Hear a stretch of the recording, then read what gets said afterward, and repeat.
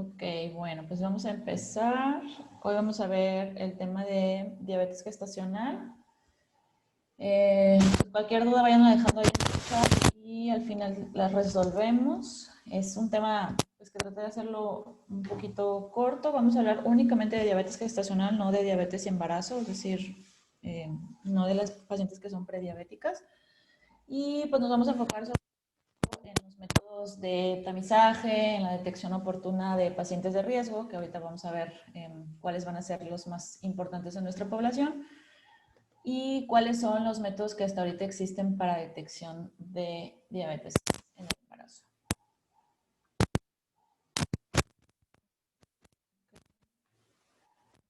Bueno, esta es tolerancia a los carbohidratos por primera vez en el embarazo. Dependiendo del trimestre, es la denominación que le vamos a dar. Las pacientes que detectemos durante el primer trimestre, pues vamos a presumir que es una diabetes pregestacional, mientras que las pacientes que detectemos a partir de la semana 24, pues vamos a creer que está más asociado a los propios cambios del embarazo. Esta es una enfermedad que puede o no resolverse después del embarazo. Hasta el 50% de las pacientes que tienen diabetes gestacional van a desarrollar diabetes mellitus tipo 2 en un lapso de 5 años. Por eso es que es muy importante detectarla, por eso es que es importante tratarla y por eso es que es importante darle seguimiento a las pacientes, porque muchas veces se detecta la diabetes durante el embarazo, pero una vez que tiene a su bebé, pues ya la damos de alta y se pierde esa paciente y regresa 5 años después con diabetes. Su incidencia a nivel mundial la tenemos cerca del 7%. En México se habla del 8.7 al 17.7. Yo realmente creo que esa es una cifra muy baja porque no hacemos una buena detección en los controles prenatales. La mayoría de las pacientes nunca se tamiza, entonces muy probablemente ese porcentaje sea mucho más alto. Su importancia estriba en que, pues bueno, hay un mayor riesgo de complicaciones maternas y fetales. Se asocia a más malformaciones congénitas en el feto, sobre todo en diabetes pregestacional. Aumenta la mortalidad neonatal hasta 15 veces. Vamos a ver más adelante que de acuerdo a la clasificación de diabetes, pues vamos a elegir la semana adecuada para el desembarazo. Y bueno, obviamente el riesgo de preeclampsia aumenta, en este caso hasta el doble. La mayoría de las veces son pacientes que no nada más van a tener diabetes, sino comorbilidades como hipotiroidismo, sobrepeso y obesidad, entonces de otras enfermedades. Su fisiopatología. Bueno, en esto no voy a tratar tanto.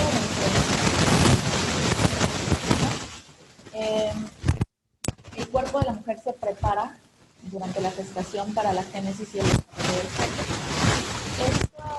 Esta necesidad hace que la reserva nutricional tenga que aumentar.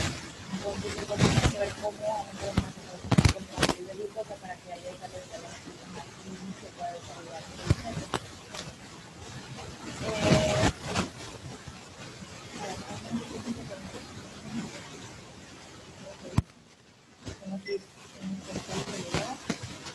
Bueno, entonces, como les comentaba, pues, ya se ¿no?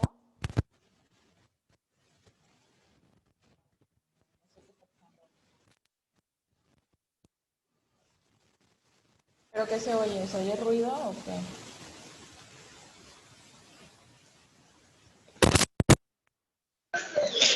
Se escucha una de recomendaciones médicas, tiene su audio prendido. Es que no tengo aquí nada cerca que pueda hacer la interferencia. Listo, doctora, creo que ya está. Sí, ahí ya se escuchó bien. Ya. A ver, ya quité todo lo que podía hacer interferencia. ¿Ya se escucha mejor? Sí, perfecto, Me ya. lo pueden mandar ahí por el chat si ya lo escuchan bien. ¿Sí? Bueno, entonces ya vamos a continuar. Bueno, entonces, como les decía, para que pues, el feto se pueda desarrollar, el cuerpo tiene que ver cómo le hace para que las concentraciones de glucosa aumenten. Y bueno, ¿cómo lo logra? Durante el proceso de placentación, pues hay varios ajustes allí bioquímicos que van a disminuir la sensibilidad a la insulina, que es lo que conocemos como pues, resistencia a la insulina. Digamos que de una manera más fácil, la paciente cae en una prediabetes como si se tratara de una paciente sin embarazo que va a desarrollar diabetes tipo 2.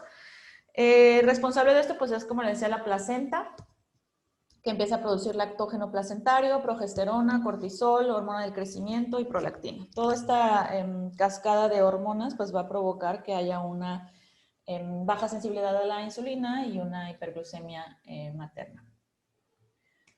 Bueno, ¿cuáles son los factores de riesgo? Estos son los que están mencionados de forma, en todos los estudios que se han hecho de forma internacional. Familiares con diabetes mellitus, antecedente de diabetes gestacional en embarazos previos, personas con edad mayor de 25 años, que la paciente haya sido un producto macrosómico, es decir, que ella haya pesado 4 kilos o más, obesidad, que sus hijos al nacer hayan tenido peso igual o mayor a 4 kilos, pacientes que tengan antecedente de un producto óbito, pacientes con aborto recurrente, pacientes que hayan tenido hijos con antecedente de malformaciones congénitas y pues la hipertensión arterial crónica, que pues bueno, esa es parte del síndrome metabólico y obviamente eso les va a aumentar el riesgo de desarrollar diabetes también. Bueno, en cuanto a esto, quería mostrarles algunos hallazgos que tuvimos en un estudio que hicimos en pacientes del Hospital Universitario en Saltillo. Pues encontramos algunas cosas interesantes que nos ayudan como a encaminar el estudio en estas pacientes. Nuestra muestra no fue muy amplia, fueron 165 pacientes e incluimos a 152 pacientes de todos los trimestres y 121 de tercer trimestre. ¿A qué me refiero? Desde esta parte ya estamos viendo que muchas de las pacientes no estaban tamizadas, o sea, llegaron al tercer trimestre sin todavía contar con su diagnóstico de diabetes mellitus gestacional, pues porque simplemente en su control prenatal no se lo pedían. Entonces, fueron muy poquitas las que logramos encontrar a partir de la semana 24, que es cuando se debe hacer la detección oportuna de diabetes gestacional.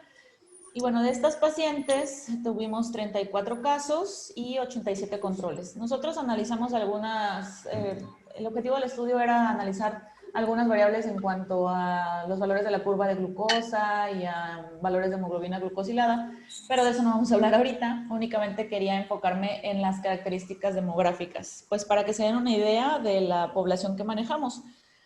Encontramos que había un promedio de 26 años. La mayoría de las pacientes ya a esta edad tenían 2 o más gestas, con un mínimo de 1 y máximo de 8. El índice de masa corporal, pues la mayoría eran obesas, el promedio estaba en 30. Y las semanas de gestación, tristemente, la mayoría pues ya estaba en tercer trimestre avanzado, 34 semanas o más. Entonces, pues bueno, ahí nos está hablando de una mala detección. Y también nos está hablando pues de las condiciones maternas en cuanto a la obesidad, ¿verdad? Bueno, después de eso comparamos las medias entre los dos grupos, es decir, las pacientes de casos que eran las diabéticas y los controles que eran pues las pacientes sanas, que habían salido con su curva de tolerancia oral a la glucosa normal. No encontramos diferencia en cuanto a las semanas de gestación, pero sí encontramos diferencia en cuanto a la edad. Vimos que las pacientes que eran diabéticas tenían un promedio de 28 años contra 24 de las que no tenían diabetes, con un índice de masa corporal tendiente a la obesidad, 32 fue el promedio, contra las sanas que tenían únicamente clasificadas como sobrepeso. Aquí también es importante aclarar que no contamos hasta el momento con una forma de clasificar a las pacientes ya embarazadas de acuerdo a su índice de masa corporal. Las reglas que tenemos de 25, 30, etcétera, para clasificar en sobrepeso y obesidad fueron sacadas de personas sin embarazo. Entonces, hasta el momento no hay un consenso de cómo clasificarla. Muchas veces nos recomiendan que la clasifiquemos desde antes de embarazarse y que pues así la manejemos el resto del embarazo. Pero pues la verdad en nuestra población está muy difícil porque yo creo que ni el 1% va a una consulta preconcepcional, entonces pues obviamente no las vamos a poder clasificar de forma adecuada. Esto fue como que lo que pudimos hacer con la información que teníamos. Las dividimos después en grupos de mayor o menor a 25 años y encontramos una diferencia estadísticamente significativa en cuanto a lo que se asociaba a desarrollar diabetes gestacional. En el caso del sobrepeso no encontramos diferencia significativa, pero en obesidad sí. Si se acuerdan, hablamos ahorita de los factores de riesgo de algunos antecedentes y bueno, en nuestra población no encontramos que el antecedente heredofamiliar significara asociación con diabetes gestacional. Ahí sí quiero hacer como que un paréntesis. No es que el antecedente por sí mismo no sea un factor de riesgo, claro que lo es, pero no salió representativo en nuestro estudio porque el 90% de nosotros como mexicanos tenemos familiares con diabetes. Entonces, este punto es importante para algo que vamos a hablar más adelante. La multiparidad tampoco se asoció a la diabetes. El antecedente de productos macrosómicos, o sea, de 4 kilos o más, tampoco. Y lo que sí tuvo bastante asociación fue la detección de diabetes mellitus gestacional en embarazos previos.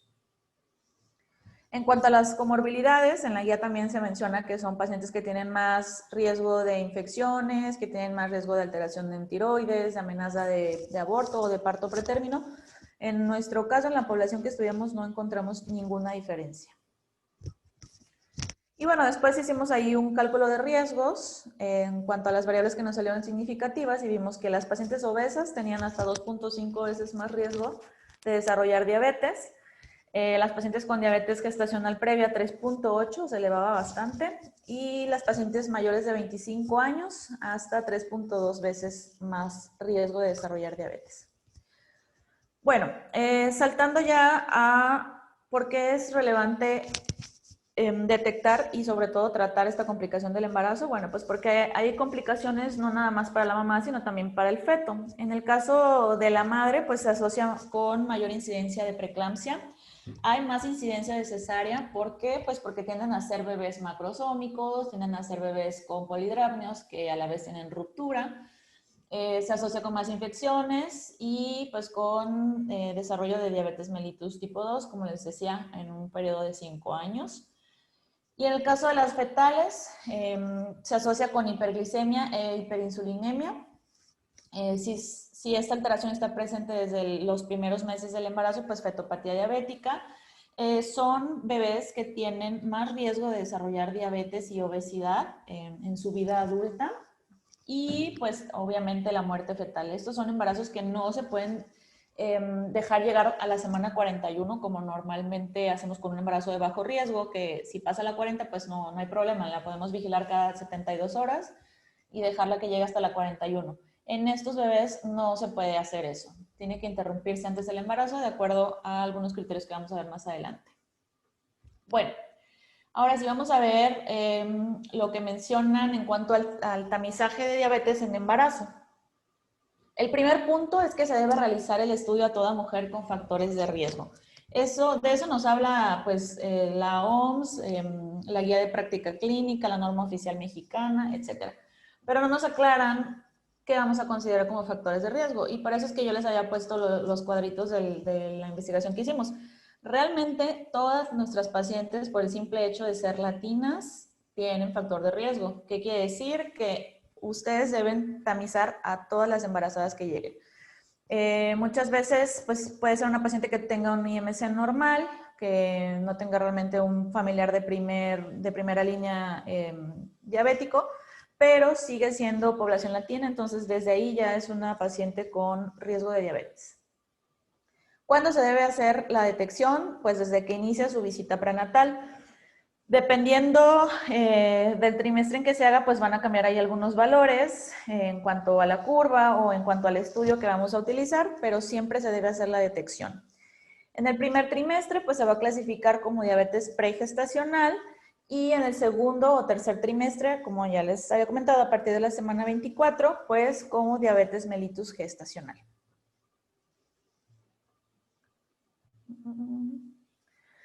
Esta detección, según nuestra norma, que bueno, es así como se los van a preguntar en su examen, se debe hacer entre la semana 24 y 28 del embarazo. Nos habla ahí que las mujeres con mayor riesgo pueden ser estudiadas antes. Les digo, no aclara cuáles son las mujeres de mayor riesgo, pero bueno, ya vimos que todas son de riesgo en México. Y bueno, es para tratar a la paciente durante el embarazo y proporcionar seguimiento al recién nacido. Esta es información que es pues muy importante para nuestros compañeros de pediatría porque pues deben estarle midiendo los niveles de glucosa al recién nacido. Contamos con 2 estrategias de diagnóstico. Yo no sé la verdad quién hace las normas o quién las redacta más bien en México, pero la norma oficial el control prenatal pues está muy mal redactada y se presta a muchas confusiones en cuanto a que mezcla la estrategia de un paso y la de 2 pasos. Entonces, voy a aclararlo aquí porque la verdad yo la primera vez que lo leí, que estaba en mi primer año de la residencia, me generó muchas dudas hasta que ya después pues consulté las fuentes de donde habían querido hacer la norma y ya entendí que realmente en la norma están confundiendo las estrategias o las maneras de diagnóstico de la diabetes. Bueno, entonces, se cuenta con 2 estrategias. Una es en un paso y la otra es en 2 pasos. ¿Qué quiere decir esto? La de un paso, únicamente vamos a hacer un estudio, que es la curva de tolerancia oral a la glucosa de 75 gramos. Y la de 2 pasos, vamos a hacer primero el tamizaje con 50 gramos. Si hay alteración en esa, pues vamos a hacer después la de 100 gramos. Realmente por facilidad, yo creo que la de 2 pasos ya debería estar como de que en el olvido, pero bueno, hay algunas fuentes que lo siguen mencionando. Esta es la estrategia sobre todo que se sigue utilizando en países de Europa. Y pues en los países que seguimos como que los lineamientos del Colegio Americano, pues es en un solo paso. Ahora, aquí también les puse pues lo que aparece en la norma oficial mexicana, que es la 007 para la atención de la mujer durante el embarazo, pero sí quiero aclarar que sigue estando equivocada, porque las mediciones que se hacen para la curva de tolerancia oral a la glucosa de 75 gramos son únicamente en ayuno, a la hora y a las 2 horas. La que se hace en ayuno, a la hora, a las 2 horas y a las 3 horas es la de 100 gramos, ¿ok? Entonces, para que ahí no se preste a que luego nos confundamos. Entonces, la de 75 gramos, ignoren la carga de 3 horas, hasta los mismos laboratorios nunca te la reportan porque no se hace así la prueba. Bueno, ¿cuáles son los valores? En ayuno, el límite es 92. A la hora 180, a las 2 horas 153. Esta pues es una modificación de las nuevas guías de detección de diabetes. Hasta hace unos años existía todavía el diagnóstico de intolerancia a los carbohidratos. Si había una sola toma que estuviera alterada, pero las demás estaban normales, no la clasificamos como diabética, sino la dejábamos como intolerante a los carbohidratos. Esas definiciones ya cambiaron, ya no se utilizan. ¿Por qué? Porque se ha visto que mejora el pronóstico si toda una paciente la tratas como diabética. Es decir, puede ser que sí, bioquímicamente, si nada más tiene alterada una de las tomas, podamos definirla como que no tiene diabetes propiamente, sino es una intolerancia a los carbohidratos. Pero se dieron cuenta que lo que pasaba era que tanto paciente como médico tratante subestimaban a la enfermedad y no la trataban como diabética porque pues, para ellos era de que pues no tiene diabetes, no hay que hacerle tanto. Y eso empeoraba el pronóstico del bebé, el pronóstico de la mamá. Entonces, por eso es que cambiaron ahorita las definiciones y entonces ya con una sola criterio alterado, pues ya se deja como diabética gestacional. A las pacientes que nos salen positivo, el tamizaje, pues hay que hacerle al terminar el puerperio con los mismos valores que ven aquí. Ok. Bueno, este es el cuadrito del screening para el 1 y 2 pasos y es lo que les hablaba de que en todas las guías de las que se basó la norma oficial, la de 75 gramos únicamente nos incluye ayuno, 1 hora y 2 horas. En el caso de las que se va a realizar la de 2 pasos, Esta era como que la estrategia más antiguita, pero algunas fuentes todavía la manejan. Se hace con primero una carga de 50 gramos, que es el test de O'Sullivan, y se mide la glucosa en ayunas, que es el mismo tope, y a la hora, si está igual o mayor a 130, pues quiere decir que es una paciente que necesita que ahora le hagan el de 2 pasos, que es de 100 gramos, y la de 100 gramos sí nos mide ayuno, 1 hora, 2 horas y 3 horas, pero con los límites que vemos en la parte inferior del cuadrito, que serían 95, 180, 155 y 140. La verdad es que yo nunca he hecho el de 2 pasos, yo creo que ya está casi en desuso, pero bueno, es bueno que lo conozcan y sobre todo les digo que sepan cómo se maneja porque a veces en la guía viene mal redactado. Bueno, ¿cuáles van a ser los criterios para diabetes pregestacional? Acuérdense que es cuando en el primer trimestre vamos a hacer alguna detección de diabetes. Pacientes que tengan glucosa plasmática en ayuno mayor o igual a 126, una glucosa al azar mayor o igual a 200, a las 2 horas postcarga mayor o igual a 200, o que en la hemoglobina glucosilada tengan mayor o igual a 6.5. Si se dan cuenta, es pues la clasificación actual de la ADA, esa no ha cambiado, e incluso en la guía que salió este año pues sigue exactamente igual. Entonces, pues bueno, la vamos a tratar como una paciente no embarazada para diagnosticarla. Ahora, la diabetes gestacional la vamos a clasificar de acuerdo al nivel de glucosa en ayuno. ¿Esto para qué nos va a servir? Pues bueno, para mucho. Lo primero es para saber qué tipo de tratamiento le vamos a dar a las pacientes. Las que tienen A1 son pacientes que con dieta y ejercicio lo más probable es que tengan un adecuado control glucémico. A partir de A2, pues son pacientes que necesitan ya intervención farmacológica. Podemos emplear metformina o insulina. Ahorita vamos a ver cuáles características debe reunir la paciente para elegir uno u otro tratamiento. Entonces, la clase A1 es cuando tiene una glucosa en ayuno menor de 105, la A2 mayor de 105 y la B1 mayor de 130. Esta clasificación también nos va a servir para decidir el momento del desembarazo. ¿Por qué? Las pacientes que tienen una clasificación pues un poco más tendiente a la normalidad, una A1, son pacientes que podemos dejar llegar al término, es decir, a las 40 semanas. Pero pacientes de A2 y B1, pues son pacientes que cumpliendo las 38 semanas hay que valorar el peso del feto, el control glucémico y pues valorar una inducción del trabajo de parto o cesárea, lo que corresponda. Bueno, dentro del control prenatal, ¿qué es lo que vamos a estar vigilando en estos pacientes? De la semana 18 a la 22 son pacientes que se deben estar consultando cada 2 a 3 semanas y a ellas les vamos a estar midiendo la glucosa en ayunas y 2 horas postprandial. Hay que tener mucho cuidado aquí porque algunas veces en el tercer trimestre ya pudieras clasificar a una paciente como diabética, es decir, no sé, por ejemplo, les llega una paciente con una glucosa en ayuno de 130. Esa paciente ya no necesita que le hagan la curva de tolerancia en la semana 24. Esa paciente ya queda clasificada como diabética y me he encontrado muchas veces que a fuerza le quieren hacer la curva de tolerancia en la semana 24, ¿no? O sea, ya quedó clasificada como diabética, obviamente va a salir muy mal en la curva.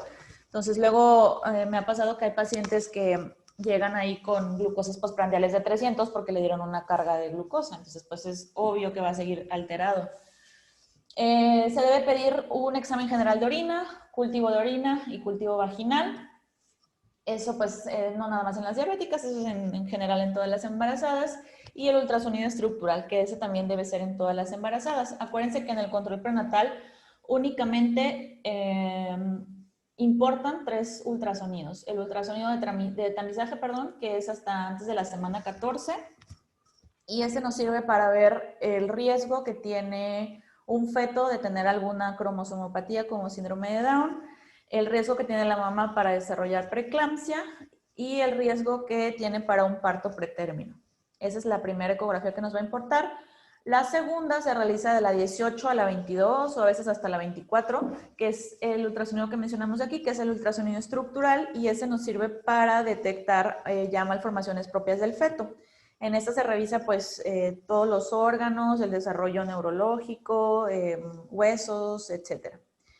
Y la otra, el otro ultrasonido que nos importa es el de tercer trimestre, que es para valorar líquido, posición fetal y posición de la placenta.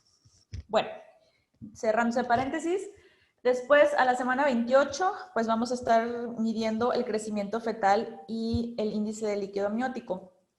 Antes de la semana 28 no podemos diagnosticar una restricción del crecimiento ni un producto grande para la edad gestacional o macrosómico. Entonces, por eso es que a partir de la 28 nos mencionan aquí que ya es cuando tenemos que estar valorando cómo está creciendo ese bebé. A partir de la semana 32, son pacientes que deben tener su control cada 2 semanas para estar midiendo el crecimiento fetal, ver en qué percentil del crecimiento está tanto el bebé como el líquido. Y de la 36 a la 40, pues ya su control prenatal semanal. Esto pues es también para las de bajo riesgo, es decir, pacientes que no tienen diabetes, para estar valorando el crecimiento y el índice de líquido amniótico. Bueno, su tratamiento está encaminado a reducir las tasas de complicaciones, para reducir el riesgo de preeclampsia, la frecuencia de neonatos con peso grande para la edad gestacional y macrosomía, y está sobre todo indicado la nutrición y el ejercicio. Ese es el pilar del tratamiento en diabetes en general.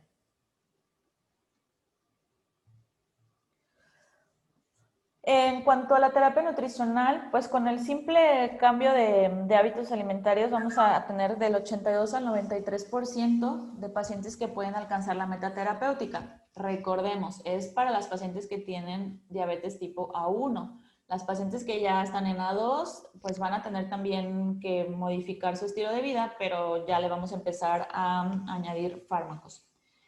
Esta estrategia pues es fundamental para el control de la diabetes. Debe ser idealmente implementada por un nutriólogo. Se debe capacitar a la paciente para que cuente los carbohidratos y se recomiendan dietas de 1.600 a 1.800 kilocalorías por día. En general a las embarazadas les debemos recomendar que hagan 5 comidas al día, es decir, sus 3 comidas fuertes, que es desayuno, comida y cena, y 2 a 3 colaciones. En cuanto al ejercicio, pues bueno, esto va a hacer que incremente la masa muscular. En el músculo se consume mucha glucosa, entonces eso nos va a ayudar a tener un adecuado control glucémico. ¿Y qué es lo que le vamos a recomendar? 30 minutos de actividad física. Algunas veces tenemos miedo de indicarle ejercicio a la embarazada. Y bueno, no se ha demostrado que la actividad física disminuye el riesgo de aborto o de parto pretérmino, ni que tampoco disminuye el desarrollo de cualquier enfermedad hipertensiva. ¿Qué quiero decir con esto? Si les llega una paciente que había tenido antecedente de amenaza de parto pretérmino, pues no tiene caso que la manden a tener reposo absoluto en su cama, o una paciente que está hipertensa, que le digan que no puede realizar ejercicio porque se le va a subir la presión, pues eso también es un mito. No hay asociación hasta el momento demostrada. Y al contrario, pues sí les ayuda a mejorar sus condiciones generales. Bueno, este cuadrito viene también señalado ahí en la guía de práctica y en la norma oficial, y es la ganancia de peso recomendado. Si ven, en el bajo peso y el normal, pues estamos hablando de un promedio de 11 a 12 kilos, que es lo que se debe ganar desde que inician el embarazo hasta el término de este mismo. En el caso de las pacientes que tienen sobrepeso, de 7 a 11, y en el caso de las pacientes que tienen obesidad, de 5 a 9. Las pacientes que tienen obesidad mórbida, al contrario, está recomendado que pierdan peso durante el embarazo, pues para mejorar el pronóstico que tengan. Esto también a veces es un poco difícil valorarlo porque, pues como les repito, la mayoría no tienen su consulta preconcepcional, entonces no saben exactamente cuánto pesaban antes de embarazarse, pero bueno, estas son las recomendaciones internacionales. ¿Cuáles son las metas terapéuticas? Bueno, tener la glucosa en ayuno menor a 90, porque eso nos va a bajar el riesgo de macrosomía fetal. que el crecimiento esté debajo del percentil 90. Y bueno, en cuanto al tratamiento farmacológico, buscamos que la glucosa esté por debajo de 95 en ayuno y menos de 120 a las 2 horas postprandiales. Es decir, pacientes que tienen glucosa en ayuno arriba de 95 o a las 2 horas arriba de 120, ya son pacientes que son candidatas a iniciar tratamiento con metformina. Una paciente que ya le diste chance 2 semanas de que hiciera su dieta, que hiciera ejercicio y sigue con estos 2 parámetros alterados, pues es una paciente que ya necesita control farmacológico y vamos a estar haciendo el control cada 2 semanas. ¿Cómo se hace? Pues es con una glucosa en ayunas y 2 horas postprandiales, con lo que vamos a estar midiendo ya la meta. En el caso de la metformina, bueno, esta cruza la placenta, sin embargo, no se ha asociado a ninguna complicación propiamente con el feto. Es un sensibilizador de la insulina, entonces es muy seguro usarlo porque no vamos a tener casos de hipoglucemia. Por lo mismo se ha asociado a que haya un mayor apego al tratamiento. Es decir, pues a la paciente de por sí le estresa que le digas que se va a tener que estar inyectando insulina. Eso genera un apego muy pobre al tratamiento. Y si aparte le dices que pues puede hacer hipoglucemias, pues menos se la administran. Se ha asociado en algunos estudios con riesgo de parto pretérmino, pero no se ha podido hacer una asociación muy clara, o sea, no se ha podido determinar si es porque eran diabéticas y de por sí iban a tener el parto pretérmino o por la propia metformina. Disminuye el riesgo de hipertensión gestacional y bueno, lo recomendado es iniciar con 500 miligramos al día por una semana e irlo incrementando de 500 en 500 de acuerdo al requerimiento de la paciente con una dosis máxima de 2.500 a 3.000 miligramos. Es importante iniciar la metformina con dosis bajas porque el principal efecto secundario que produce y causa de abandono del tratamiento es que les da molestias gastrointestinales. Entonces también hay que advertir a la paciente que durante la primera semana o 2 va a estar con molestias gastrointestinales que pueden ser retortijones, dolor tipo cólico o evacuaciones diarreicas de vez en cuando. Pero pues se va a ir quitando conforme se acostumbre a la dosis de la metformina. Se ha asociado con reducción de pérdidas fetales y aborto espontáneo. Pues como les decía, va a haber menor riesgo de hipoglucemias porque pues no funciona como la insulina. Su efectividad es del 53 al 90%. Y bueno, a pacientes que ya están con metformina, lamentablemente sí va a haber variaciones en cuanto a los reportes del 10 al 47% que van a requerir todavía insulina. Está contraindicado en deterioro de la función renal o de la función hepática.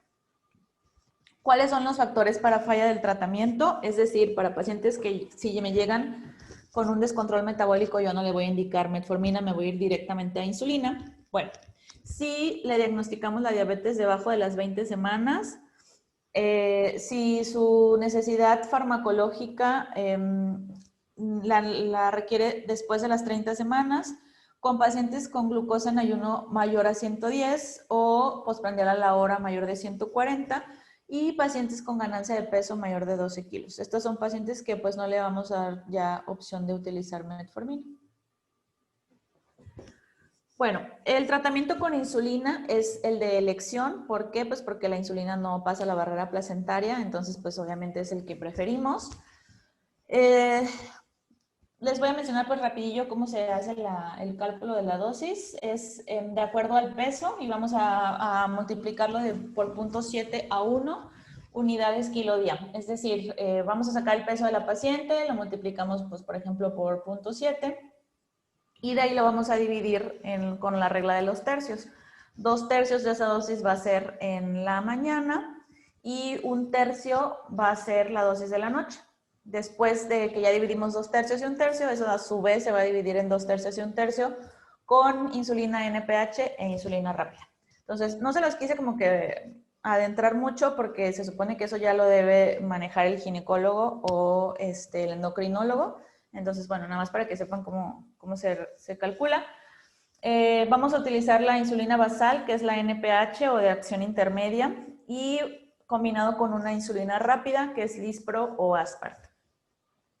En caso de que durante el monitoreo de la paciente, cuando ya está utilizando insulina, haya valores anormales, pues vamos a ir corrigiendo ahí si necesita que subamos la insulina o que la bajemos. Si vemos que donde más se está elevando su glucosa, por ejemplo, es en las glucosas postprandiales, pues quiere decir que nos está faltando insulina rápida. Y si por el contrario, donde no hemos alcanzado la meta es en sus glucosas en ayuno, pues entonces nos estamos quedando cortos con la insulina intermedia.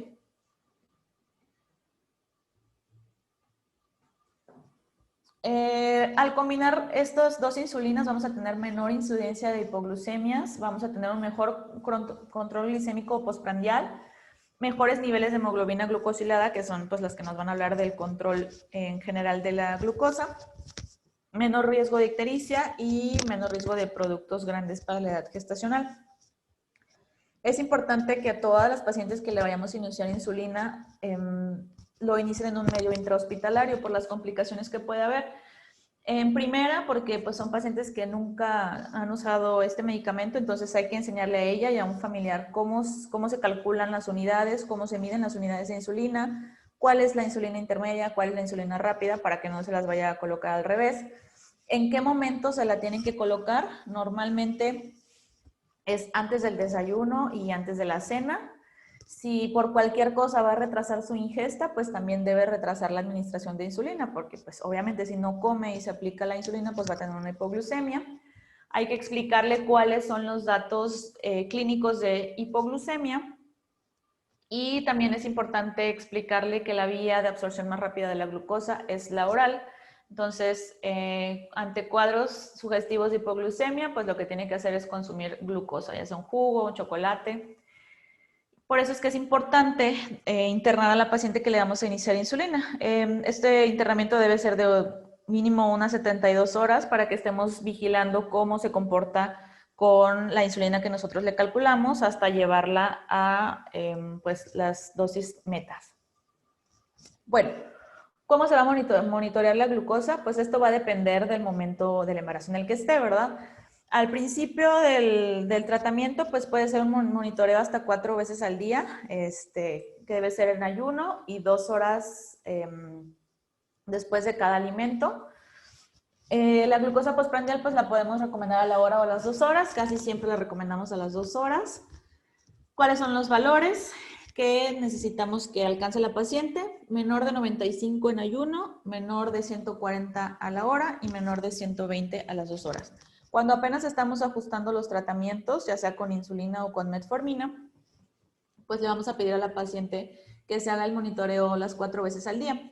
Cuando ya es una paciente que logramos tener un adecuado control, pues bueno, es una paciente que se va a hacer un monitoreo, por ejemplo, el lunes se va a monitorizar en ayunas y después del desayuno, el miércoles se va a monitorizar después de la comida y el viernes después de la cena. Es decir, ya vamos a empezar a espaciar el monitoreo de glucosa.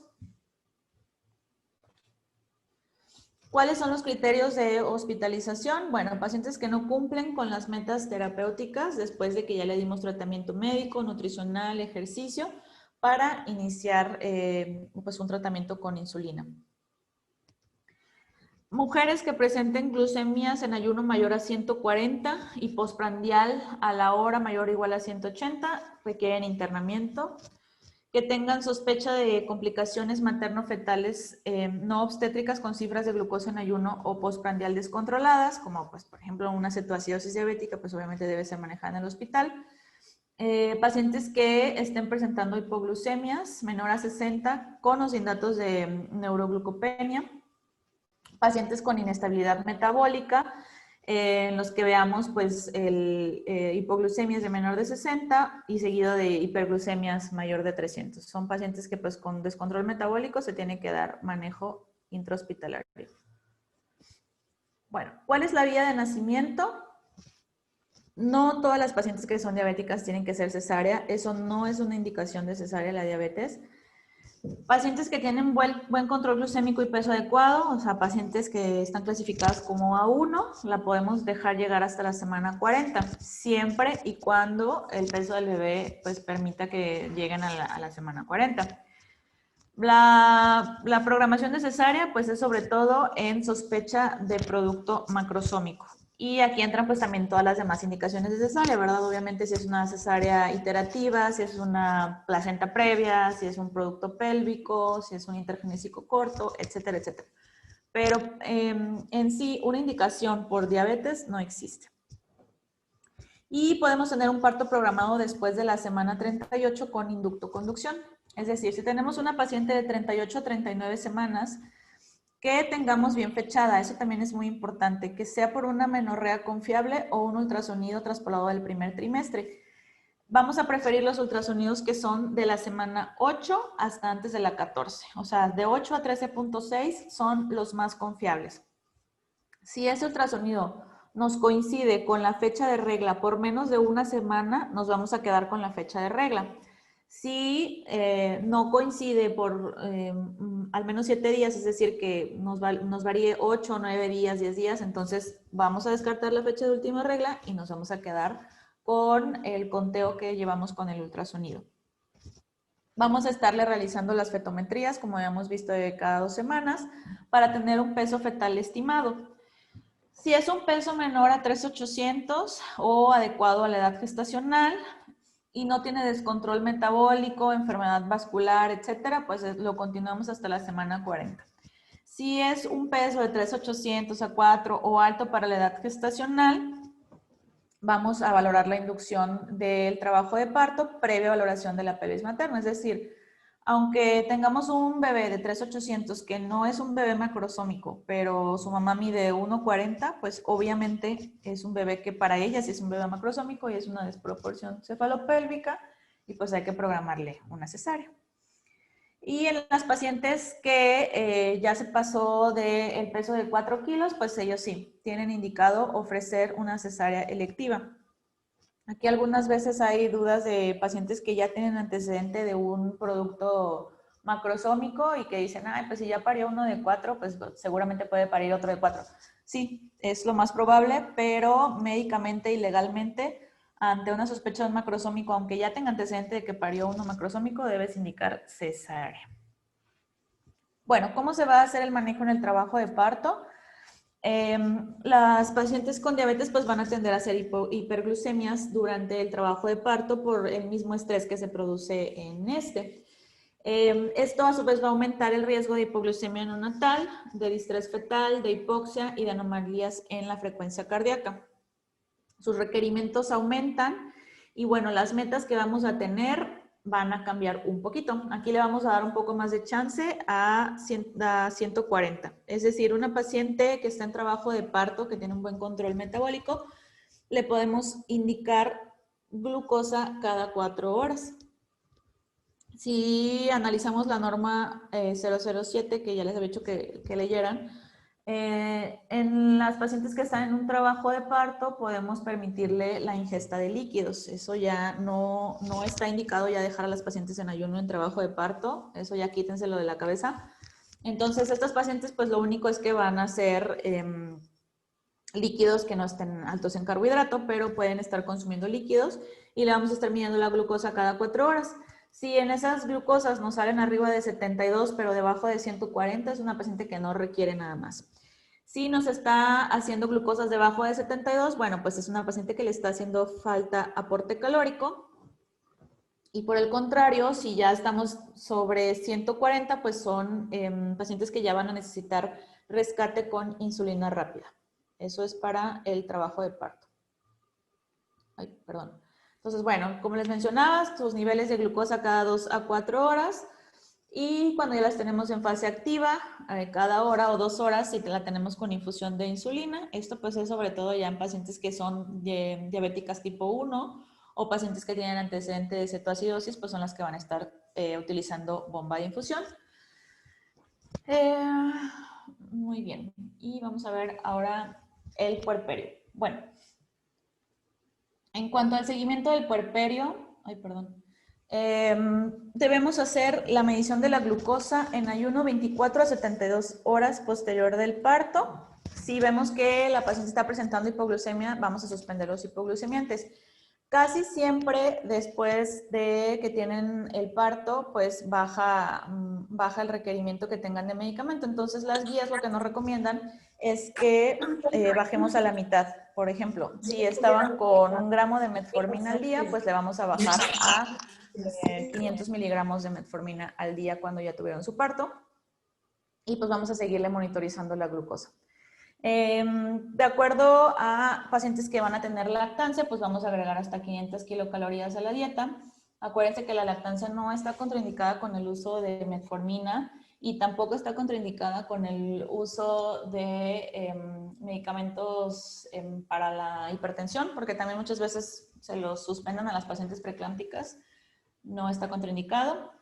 Y bueno, vamos a reclasificar a esta paciente de 6 a 12 semanas posterior al nacimiento. O sea, una vez que ya pasó el puerperio, hay que volverle a hacer la curva de tolerancia oral a la glucosa para descartar que no sea una paciente que ya se quedó con diabetes tipo 2. Hasta 1/3 de esas pacientes ya puede ser que no regresen a la normalidad.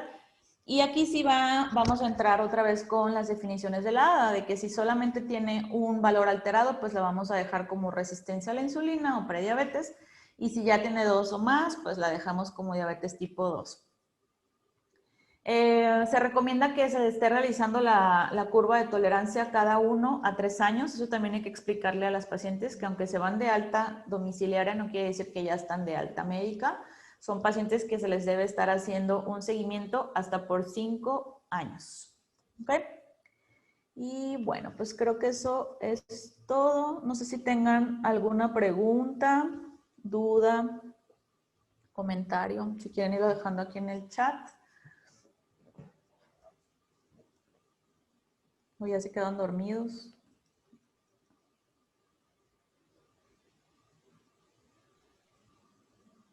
Muchas gracias, doctora Mujica. ¿Alguien tiene alguna duda que puedan, para que lo pongan en el chat, por favor? A ver, aquí los espero si tienen preguntillas. La madre queda diabética. Sí, hay un porcentaje que puede quedar con diabetes. Entonces, por eso es que al terminar el puerperio le tenemos que repetir la curva de tolerancia de 75 gramos para ver si ya la vamos a dejar como diabetes tipo 2 o pues ya como sana, por decirlo así. Pero pues de todas maneras, aunque no la clasifiquemos como diabetes tipo 2, su seguimiento anual lo debe tener por 5 años, porque lo más probable es que vaya a desarrollar diabetes tipo 2. ¿En cuánto tiempo se realiza el tamizaje en el puerperio? De 6 a 12 semanas. ¿Por qué razón? Por la placentación. Acuérdense que la placentación empieza por ahí de la semana 16 y se concluye la semana 24, que es cuando hay mayor alteración del lactógeno placentario, cortisol, etcétera, etcétera. Y pues por eso es que ya en esas semanas se puede relacionar la diabetes con el embarazo propiamente. Ahora, no necesariamente tiene que ser entre la 24 y la 28, eso es lo ideal, pero si tienes una paciente de 30 semanas, obviamente la tienes que tamizar si no tiene su curva a las 24 semanas. Ajá.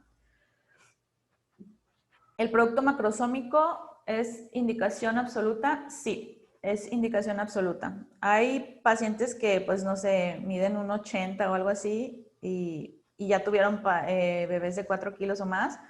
Pero legalmente, si, digamos, tú no le indicas una cesárea y hay una distocia de hombros o alguna complicación así, pues legalmente fue tu negligencia. Entonces, todos los que tienen macrosómico es indicación de cesárea. ¿En qué caso se contraindica la actividad física? Pues realmente en pacientes que tengan alguna otra discapacidad o algo muy grave, porque como les decía, las hipertensas no está contraindicada la actividad física, amenaza de parto pretérmino tampoco está contraindicada la actividad física, entonces, pues solo que tengan alguna otra imposibilidad de hacer actividad. Obviamente sí puede ser que sea una hipertensa descontrolada, pues entonces ahí hasta que la controles le vas a indicar actividad física, ¿verdad? Para fines del examen, la primera línea es insulina. Así es, la primera línea siempre es insulina, en todos lados, o sea, no nada más en su examen, en todos lados la primera línea es insulina. En la guía de práctica clínica sí se emplea metformina, pero esa es como que segunda opción. Y acuérdense que también va a depender de las características de los pacientes, que tenga más de 20 semanas en la detección, que tenga menos de 140 en ayuno, etc. La metformina ahorita se está utilizando mucho porque, como les comentaba, genera un mejor apego al tratamiento. Es decir, las pacientes la abandonan menos porque pues nada más tienen que tomar una pastillita y no se tienen que estar inyectando. Entonces eso genera mejor apego, pero la insulina sigue siendo el gold estándar para el tratamiento de la diabetes gestacional. El producto también puede ser diabético, así es. Por eso es que tiene que notificarse pues, al pediatra que lo va a recibir que pues es hijo de madre diabética, porque tienen riesgo tanto de hacer hiperglucemia como de hacer hiperinsulinemia, porque es un bebé que a lo mejor su mamá estaba todo el tiempo con hiperglucemia, entonces como la glucosa sí atraviesa la placenta y llega al feto, el páncreas del feto está trabajando a millón, pues para también tratar de controlar la hiperglucemia materna, y pues nada, cuando nace, pues su páncreas ya está trabajando de más y está produciendo esa hiperinsulinemia, pero él ya no está teniendo el aporte de la hiperglucemia de la mamá y es cuando el bebé empieza a tener hipoglucemias. No sé si me expliqué en eso. ¿Qué tipo de ejercicio podría ser restringido? Pues sí, obviamente, ejercicio restringido en el embarazo, deportes de contacto y pues cargar peso, ¿verdad?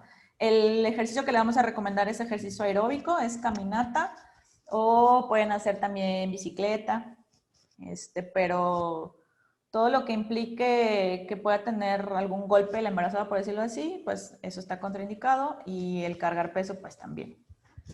¿Qué tipo de insulina es recomendada? Bueno, como les decía, debe ser una mezcla de NPH o insulina intermedia y debe ser una mezcla también de insulina rápida, que es la Lispro o Aspart. Si la paciente tiene síntomas gastrointestinales, sí, le disminuimos la dosis, no está indicado darle algún otro fármaco. Por eso es que al principio iniciamos con una dosis muy bajita de 500 al día. La metformina de 500 es más cara que la de 850. Entonces, lo que a veces hacemos es decirle que la de 850 la parta a la mitad y se tome la mitad nada más, porque luego la de 500 es más cara. ¿A partir de cuántos kilos por mes se habla de ganancia excesiva durante el embarazo?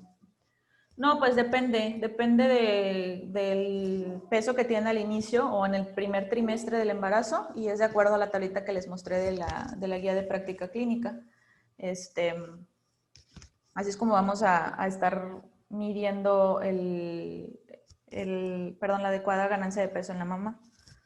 No hay como que yo les diga, pues si gana un kilo al mes, está ganando mucho o está ganando poco, porque como vimos es dependiendo del índice de masa corporal inicial. Obviamente una paciente con un IMC de 40, pues si gana un kilo al mes es demasiado. Y si es una paciente con un IMC de 18 y gana un kilo al mes, pues está bien, ¿no? Entonces hay que basarse en las tablitas.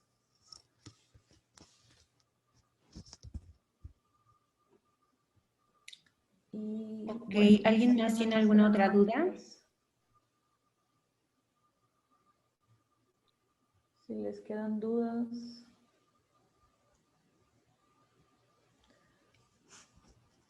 ¿En qué momento se inicia el tratamiento farmacológico? Le damos 2 semanas de dieta y ejercicio y le volvemos a tomar la glucosa en ayunas y 2 horas postprandial, y si sigue descontrolada, es decir, arriba de 95 o arriba de 120, pues ya le tenemos que iniciar tratamiento farmacológico. Hasta ahorita el único fármaco vía oral aceptado es metformina. Hay algunos otros estudios que están empleando glimepirida, etcétera, pero todavía no están mencionados en ninguna guía. Están en fase de estudio.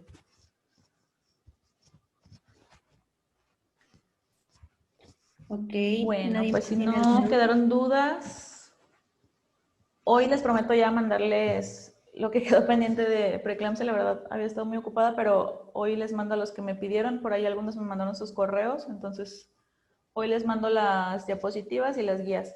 Igual si de esta quieren las diapositivas, pues mándenme.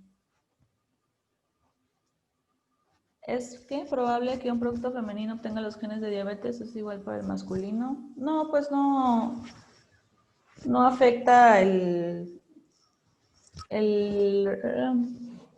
género del bebé para el riesgo de diabetes. Los productos masculinos siempre tienen peor pronóstico, pero no quiere decir que unos hereden más los genes que otros.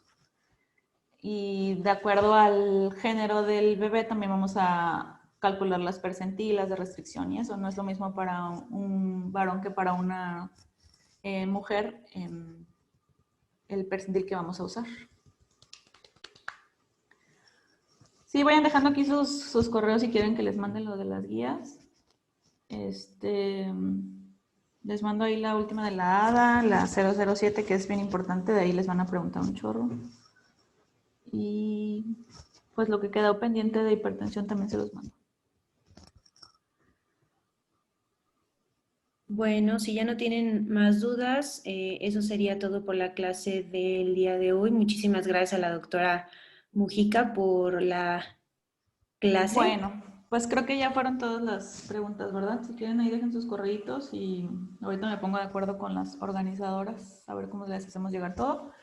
Si tienen más dudas, pues ya saben que me pueden escribir. Y pues bueno, eso sería todo. Que tengan bonita tarde. Antes Bye, de que bye. se vayan, también les quiero comentar que, como se les había avisado, va a ser la Trivia Night en punto de las 19 horas, 19:15 por Facebook. Les estoy mandando en dónde van a entrar. En la página de recomendaciones de medicina va a estar fijo en la parte superior, donde va a ser el Facebook Live. Para que entren, van a hacer casos clínicos. Está la doctora Varela invitada, es ginecóloga del Hospital de Toluca. Entonces, para que se pasen después, aprovechen, vayan a comer algo ahorita y después se pasen a la Trivia Night. Va a haber premios y además se les va a otorgar la constancia por parte del equipo de Ósmosis por su participación. Entonces, muchísimas gracias a todos los asistentes. Hasta arriba también les dejé un link para que por favor nos ayuden con la retroalimentación de la clase del día de hoy. Muchísimas gracias a todos los que estuvieron.